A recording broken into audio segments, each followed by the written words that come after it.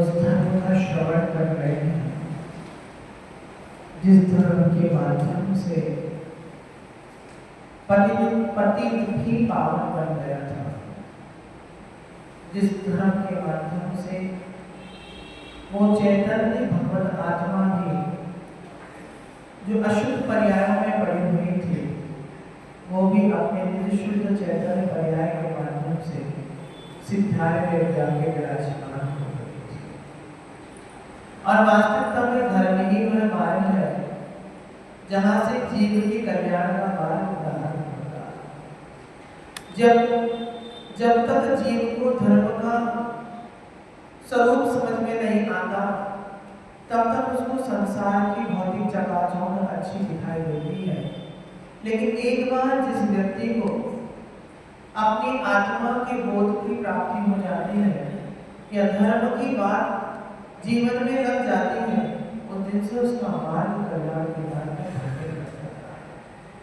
आप किसी अंधेरे रास्ते पर चल रहे हो, आपको आगे का रास्ता दिखाई नहीं दे रहा, आप बड़े घबराए हुए हो कि आगे मैं कहीं जा रहा हूँ, क्या वो रास्ता सही है कि गलत है, लेकिन पीछे से अचानक से कोई गाड़ी आ जाए और अंधेरे में उस गाड़ी की लाइट चल रही है, वो लाइट एक क्षण के लिए आपके पास आती है और वो आगे चली जाती है, लेकिन ये निश्चित हो जाता है कि आगे आने वाला रास्ता भी सरल है, सहज है और उस पर मैं तो चल रहा हूँ वो मार्ग भी कुछ गुरुदेव बता रहे हैं, कुछ गुरुदेव संबोधित कर रहे हैं और कुछ गुरुदेव हमेशा बताते चले जा रहे हैं कि वो ट्यूबलाइट जो थी, वो जो लाइट थी, जो हेडलाइट थी, वो लाइट उस धर्म के समान थी जिसने एक बार तुमको बता दिया कि जिस मार्ग पर तुम चल रहे हो वो मार्ग सही है और यदि तुम इसी मार्ग पर चलते रहोगे तो आपका गंतव्य स्थान ज्यादा दूर रहने वाला नहीं है। यानी अथवा कल हम जिन आचार्य की चर्चा चल रहे थे उन आचार्य का नाम क्या था? आचार्य अकलंक स्वामी। अर्थात जिन्होंने अपने जीवन में से कर्म रूपी कलंक को हटा दिया। याद रखना, आत्मा शुद्ध है, आत्मा प्योर है, आत्मा उस शुद्ध अमृत के तुल्य है जिस अमृत की कोई भी बराबरी कर नहीं सकता। ऐसे इस आत्मा में भी शुद्ध अवस्था भरी है, लेकिन कलंकित है। किससे? कर्मों की कालिमा से कलंकित है। लेकिन जिन्होंने अपनी कर्म रूपी कालिमा को ही हटा दिया, ऐसे अकलंक स्वामी ने कल कहा था, गाथा के माध्यम से उनको संबोधित किया था और बता रहे थे, क्या बता रहे थे? कषाय रंजितो चित्तः तत्त्वनेवाम ग्राह्यते नीली रक्तांबरो देहा दुरादेहि कुंकुमा। आप वस्त्र पहनते हो कि नहीं पहनते हो? आज से पुराने लोग जो यहाँ पर बैठे हैं, आजकल तो जमाना थोड़ा सा बदल गया है, लेकिन पुराने लोग के समय में इतने रंग नहीं आते थे वस्त्रों पर। 2, 5, 7 रंग हुआ करते थे, उन्हीं रंगों के कपड़े पहने लिए जाते थे। आजकल तो मिक्सअप में कई सारे रंग चल जाया करते हैं, लेकिन कभी आप जाना, आचार्य भगवत अकलंक स्वामी बता रहे हैं कि एक काम करना, पहले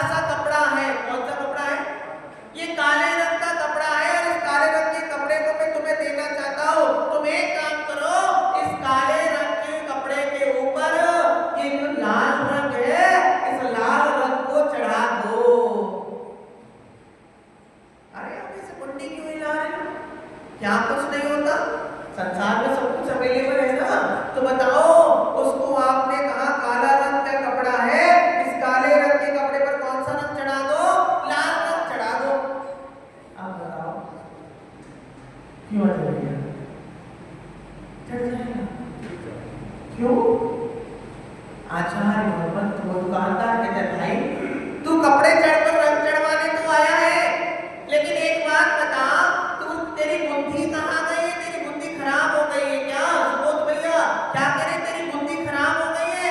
अगर तुझे लाल रंग चढ़ाना है, इस काले रंग के कपड़े पर तो ऑलरेडी काला रंग चढ़ा हुआ है, अब इस पर लाल रंग चढ़ने वाला नहीं है, और वास्तविकता में तुझे रंग चढ़वाना है तो काला कपड़ा लेके मत आ। कौन सा कपड़ा लेकर के आ? सफेद कपड़ा लेकर के आ। आचार्य भगवंत बोल रहे हैं, आचार्य भगवंत संबोधित करते चले जा रहे हैं कि रंग पर रंग चढ़ाएगा तो तीन काल में चढ़ने वाला नहीं है। यदि तुझे वास्तविकता में रंग का आनंद लेना है, यदि वास्तविकता में तुझे रंग को दिखाना है, दर्शित करवाना है, तो तुझे कपड़े को भी चेंज करना पड़ेगा। ऐसे ही आचार्य भगवंत कह रहे हैं, कषाय रचिता चित्तः, ये जो मन है, ये जो चित्त है, ये जो आत्मा है, इस मन में जब तक क्या रहेगा? कषायों से चित्त अनुरंजित रहेगा। कषाय किसे कहते हैं? जो आत्मा को कसती है, जो आत्मा को क्रश करती है, उसका नाम होता है कषाय। जैसे आप किसी व्यक्ति को रस्सी से खूब सारा जकड़ दो, तो बताओ क्या वो रस्सी से छुड़ा देगा? आपने क्या किया, ये खंभा लिया और इस खंभे पर आदमी को लगाया और ऊपर से नीचे क्या किया, पूरा का पूरा रस्सी से बांध दिया। अब तीन काल में भी वो व्यक्ति रस्सी से छूट नहीं सकता, रस्सी से निकल नहीं सकता। ऐसे ही आचार्य भगवंत के कषाय भी उस रस्सी के समान हुआ करती है, जिसकी पकड़ में यदि एक बार कोई व्यक्ति आ गया तो बाहर निकल नहीं सकता। और कितनी आसान है कषाय को करना, कितना आसान होता है कषाय के भाव को रख लेना। आचार्य भगवंत कहते हैं, क्षण क्षण में कषायों की उत्पत्ति हो रही है। एक क्षण लगता है, ये पंखा क्यों बंद हो गया, ये भगवान की बेटी तूने क्यों छू लिया, ये मेरा कलश था, तूने इस कलश से अभिषेक क्यों कर दिया। यानी आत्मा को क्या है, जब तक चित्त में क्या रहेगी, कषाय रहेगी, तब तक धर्म का श्रवण, धर्म का वर्ग समझ में आने वाला नहीं। घर से आते हो, क्या करते हो? जब घर से निकलते हो, मंदिर की भावना रखते हो, तो क्या करते हो? अपने जैसे ही मंदिर के अंदर आते हो तो क्या करते हो? जो यदि बेल्ट लगाए हो तो क्या करते हो? चमड़े का बेल्ट है, इसको कहाँ रख दो? मंदिर के बाहर रख दो। चमड़े के जूते पहनाओ, इन चमड़े के जूतों को बाहर रख दो।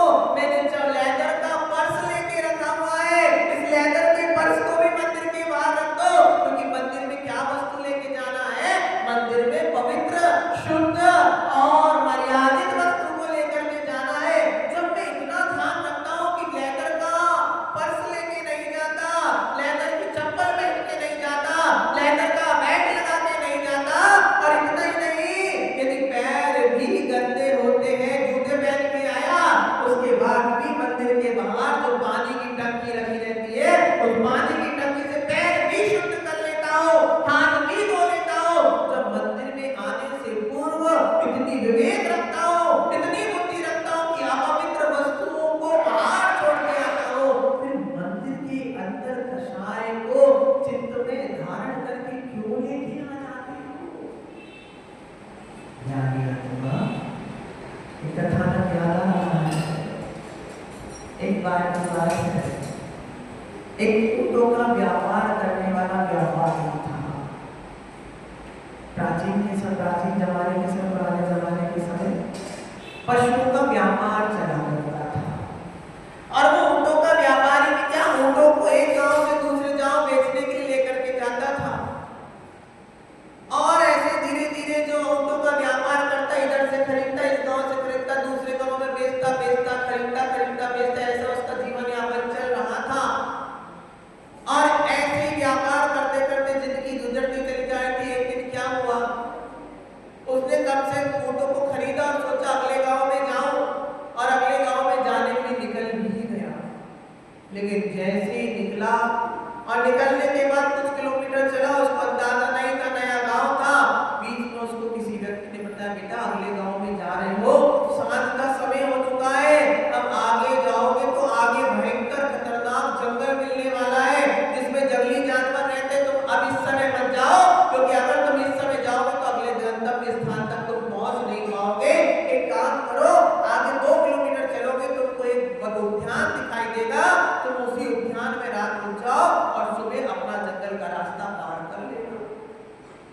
पहले लोग बहुत मदद किया करते थे, एक दूसरे को बता दिया करते थे, रास्ता समझा दिया करते थे।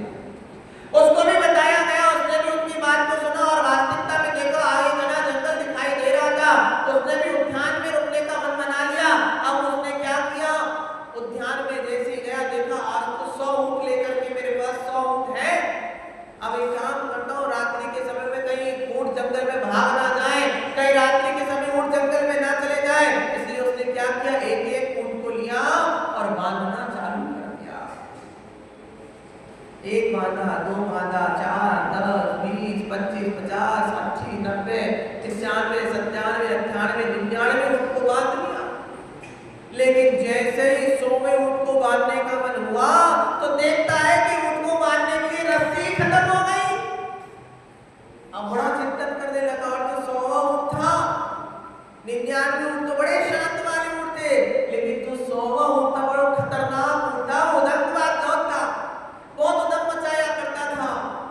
अब ऊँट के व्यापारी सोचता है भैया 99 ऊँट तो बांध दिए, लेकिन ये 100वां ऊँट क्वालिटी में भी अच्छी दबका है, अच्छी क्वालिटी का है, लेकिन सबसे बड़ी कमी क्या है, ये उदंग मचाता है।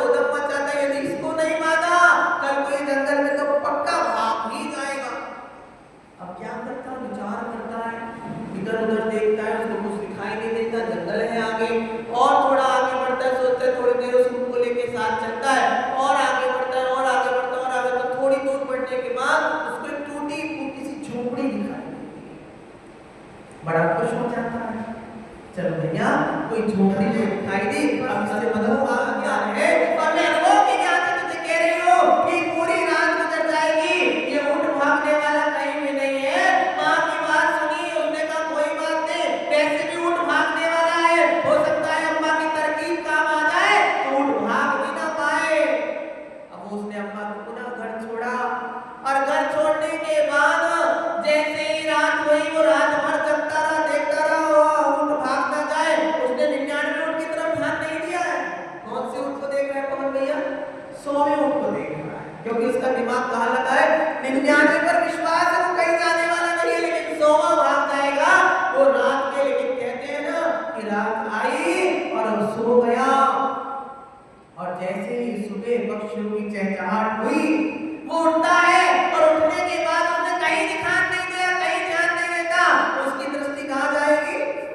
आप रात को जिस चीज को सोच के सोते हो, सुबह आपके मस्तिष्क में वही चीज दिखाई देती है। वो भी उठा, और उठने के बाद उसने कहीं ध्यान नहीं दिया, उसने सबसे पहले क्या देखा कि मेरा 100वां ऊँट बंधा है कि नहीं बंधा। जैसे उसने देखा कि जैसा रात को ऊँट बंधा था वैसा का वैसा ऊँट बंधा हुआ है, थैंक गॉड, मेरा ऊँट कहीं गया नहीं। अब उसने कहा चलो सवेरा हो चुका है, आगे बढ़ना चाहिए। अब जब बढ़ना चाहिए, उसने एक एक करके ऊँट को खोलना चालू किया, सारे ऊँट को खोलना सब तैयार हो गए। अब वो 100वें ऊँट की तरफ गया, और 100वें ऊँट को उठाने लगा, डंडा मारने लगा, अब तो वो ऊँट उठे ही नहीं। बोले यार ये अम्मा कोई जादू वादू मंत्र कर गई, इस अम्मा ने तो गड़बड़ घोटाला कर दिया है। अब तो मेरा कहीं अम्मा का मन खराब तो नहीं हो गया था, इसने जादू कर दिया कि ये ऊँट व्यापारी के साथ नहीं जाए, मेरे पास ही रुक जाए। अब क्या किया जाए, उसने कहा अरे वो गुस्से में आया, तन गया, और तन के अम्मा के पास गए, तुमने क्या कर दिया, मेरा ऊँट उठ करके जाने को तैयार नहीं है। अम्मा ने कहा पेशेंस रख, गुस्सा मत कर, एक तो तेरी मदद करी है, बता रात भर ऊँट भगा कि नहीं भगा। बोले कहीं नहीं भगा, लेकिन अब उठा रहा हूं तो उठने को तैयार नहीं हो रहा है। अम्मा समझ गई ये तो पागल आदमी है। अम्मा बोली चल मेरे को लेकर के देख तू कैसे नहीं उठता। जैसे ही अम्मा ने गई, उसके सामने उस व्यापारी ने बंडे लगाए, लेकिन ऊँट वास्तविकता में खड़ा ही नहीं हुए। अम्मा ने पूछा तूने क्या किया, बोले सुबह से उठा हूँ और इसको डंडे पे डंडे मारे जा रहा हूँ, लेकिन ये फिर भी ऊँट तैयार नहीं है खड़े होने के लिए। अम्मा समझ गई। अम्मा ने क्या किया, अम्मा गई और ऊँट के गले में ऐसा हाथ फेरा, और जैसे ही हाथ फेरा ऊँट चलने के लिए तैयार खड़ा हो गया। वो लड़को व्यापारी भी सोचने लगा अम्मा ये तूने क्या किया। तो अम्मा बोली बेटा मैंने बताओ ऊँट को रस्सी से बांधा था क्या। बोला नहीं बांधा। मैंने उनको खोला था क्या? बोले नहीं खोला। तो फिर ये बंद भी गया और खुल भी गया, ये आखिर कैसे संभव हो गया? तो माँ बोलती है बेटा ये अनुभव की बात हुआ करती है कि भले ही मैंने ऊँट को रस्सी से नहीं बांधा था, भले ही मैंने ऊँट के गले में रस्सी नहीं बांधी थी, लेकिन ऊँट की मानसिकता मैंने ऐसी बना दी थी कि तुझे रस्सी से बांध दिया गया है, इसलिए तू डंडे पे डंडे मारे जा रहा था। ऊँट के अंदर में बताओ मैं कैसे खड़ा हो सकता हूँ? आचार्य भगवंत बता रहे हैं कषाय हमारी मानसिकता में इस प्रकार की उत्तीर्ण होती चली जाती है कि विरोध वैर तो उनका था, लेकिन आज भी वैर हम सब पाल करके बैठे हैं। हमारे पिताजियों में लड़ाई हुई थी, हम तो पैदा भी नहीं हुए थे और पिताजी हमको बोल के गए थे फलाने फलाने आदमी से जिंदगी में व्यापार मत कर लेना। अब हमको यही नहीं पता कि उनकी लड़ाई किस बात हुई, लेकिन हम खानदानी जैसे वसीयत लेकर के बैठे रहते हैं, ऐसे ही खानदानी कषाय हमारे अंतरंग में चल रहे हैं। यानी आत्मा पूज्य आचार्य भगवंत कह रहे हैं ऊँट को बांधा नहीं, लेकिन मानसिकता में बांध दिया गया है।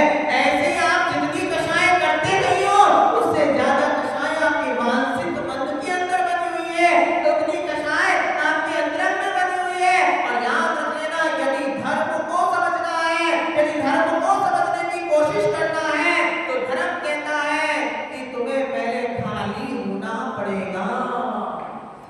एक काम करना है बहन जी, अजय जी, वाली श्रीमती, एक बात बताओ, आज घर पर एक घड़ा पानी भरना और उस घड़े पानी को भरने के बाद कुएं पर जाना और बोलना इस कुएं में और पानी भर के आ जाए, तो बताओ भर जाएगा?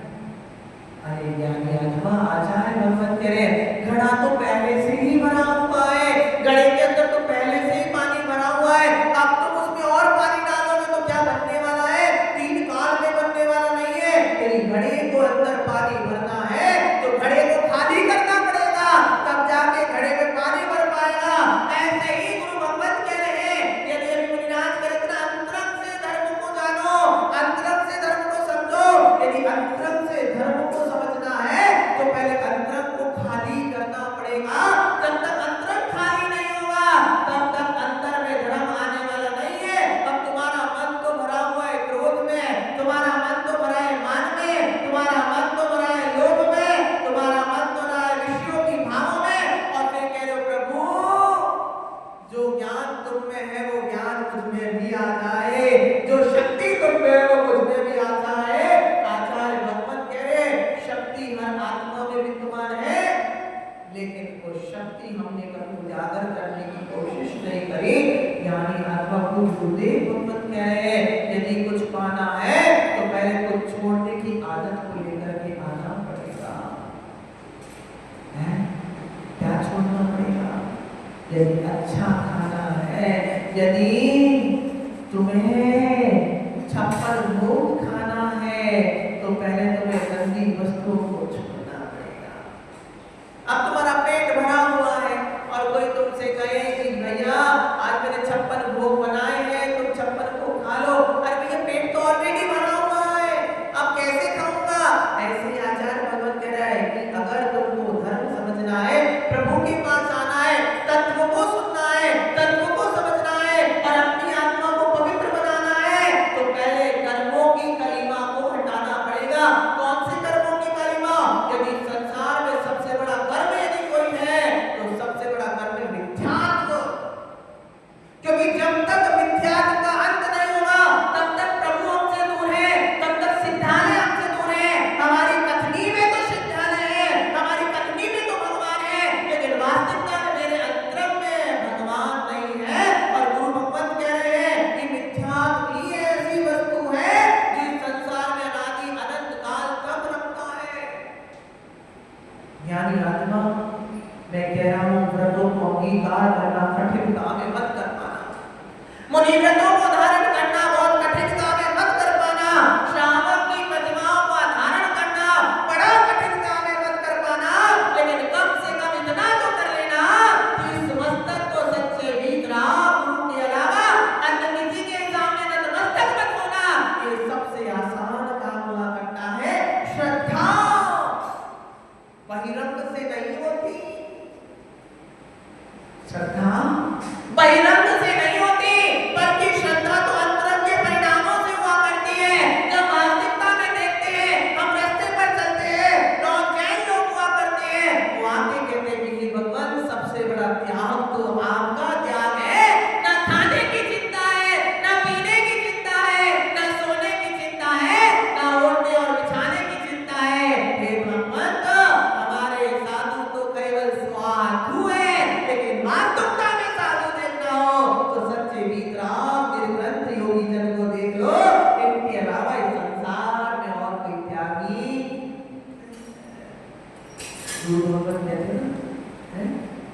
जग को दे दी जग की विधियां, दिन रात लुटाया करते हो सम सम की अविनश्वर बढ़िया। राकेश में जग की विधियां कितनी है, आपने तो दो ही सुना होगा, लेकिन आचार्य भगवान के जमीन जायदाद धोरू पैसा रुपया सब कुछ है, अच्छे अच्छे वस्त्र है, अच्छी अच्छी घड़ी है, अच्छे अच्छे मोबाइल है, क्या कुछ है, सब कुछ है, लेकिन सब कुछ राम के पास क्या है, ये जग की नीतियां है। लेकिन मुनिनाथ ने क्या किया, उन जग की नीतियां भी अपने आप से त्याग दिया। क्या कमी थी किसी मुनिनाथ के घर में? आचार्य भगवान कहते राजमहल में रहते थे वो आदिनाथ भगवान, वो महावीर भगवान, कितना महल था, वो शांतिनाथ कुंतुनाथ अरेनाथ 6 खंड के अधिपति थे। एक दो रानी नहीं थी मगर भैया, पता है कितनी रानियां थी? 96,000। अभी बताओ, तुमसे तो अपनी एक घरवाली का मोह नहीं छूटता अजय भैया, तुमसे तो अपनी एक घरवाली का मोह नहीं छूटता है, और भगवान ने क्या किया, 96,000 रानियों का मोह एक क्षण में छोड़ दिया। देखो श्रीमती जी कितनी प्रसन्न हो रही है, बोले महाराज यही तो बात है हमारी रोटियों में कि हम इस प्रकार से रोटी खिलाते हैं कि वो हमको छोड़ के कहीं जा नहीं सकते। लेकिन ज्ञानी आत्मा ध्यान रखना, आपकी रोटियों में बहुत शक्ति है, लेकिन भीतर आपकी शक्ति इतनी बड़ी शक्ति होती है कि आपकी रोटियां धरी रह जाती है और वो मोक्ष के मार्ग पर बढ़ आया करते हैं। तो पुष्पदार बारिशें वो घर में आहार कराया, और आहार कराने के बाद मुनिनाथ को जंगल में छोड़ने जा रहे थे, लेकिन प्रेम के वशीभूत होकर के मुनिनाथ ने प्रेम के वशीभूत होकर क्या हो गया, घर वाली की चिंता छोड़ करके चले गए। लेकिन देखो घर वाली की जब चिंता लगी तो फिर धर्म समझ में नहीं आया, और जब धर्म समझ में नहीं आया तो गुरु को हथियार मारते हैं। गुरु के पास वो शक्ति होती है कि शिष्य को किस प्रकार से समझा दिया जाए कि बेटा सब कुछ छोड़ करके आया, लेकिन छोड़ने के बाद भी यदि तेरा उसमें राग बना हुआ है तो तेरा छोड़ना सार्थक नहीं है।